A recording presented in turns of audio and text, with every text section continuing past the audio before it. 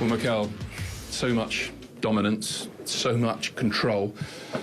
Why do you think you didn't get your full rewards for that dominance and control? Because when we have them there with the first half that we thought that were exceptional, in the high press, in the direct play, because they didn't want to play, how we recuperate the ball and then play forward, how we have them there, our counter press, everything, but we like to put the knife there in the last 20-25 meters to test much more the keeper, because we have some unbelievable situation that we missed the last shot, the last pass.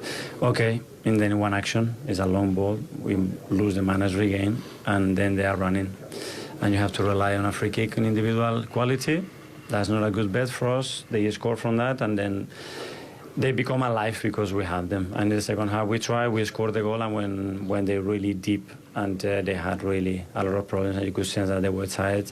We didn't capitalize because we rushed the game. We give so many balls away, no circulation. We start to lose duels, and we could have ended up losing it. So it was mentioned in commentary, actually, 2/3 of the pitch, best team in the league, perfect, kind of as you've said there. So why was that knife, that incisive moment missing in the final third, do you think? Well, because that's sometimes what is missing, and we tried in various ways, but ultimately the execution there, it has to be in the right moment, with the right weight of pass, into the right player to have to execute. And it's true that we have a lot of situations in the second half. I think we have 3 or 4 big chances, but very frustrated as well how we conceded certain transition moments is not good enough. So Declan Rice stood here and said something very similar, particularly the last 10 minutes. Yeah. He was talking about just doing things that you never do. Exactly. What happened there? Taking goal kicks there. We were catching the ball. We want to run, give the ball away. Then there's another transition, another wave, which against them is just a shot in your foot, because they have so much quality that they're going to pick the right player, and normally the game should end up with a goal of Bruno. So that frustrate you most, actually, just that, whether it's the last part of the game? It's like, I don't recognise my team here. It happens, so it's part of us, so we have to get better at that. What did you make of the free kick? You already mentioned the conceding of the free kick. It comes from like a hopeful long ball. Does that annoy you more than like the strike itself? Yeah, that way we give the ball away, yes, and then, okay, you give the foul because you are rushing, then he still needs to do that, but you know, and we discussed that. Don't give them the option, because it's very likely that this is going to happen. Was Bruno's job made easier by a wall that was far away from the ball? I don't know. I don't know that. No, are you not mindful of that at all? Because it's been raised by United players, it was raised by Declan.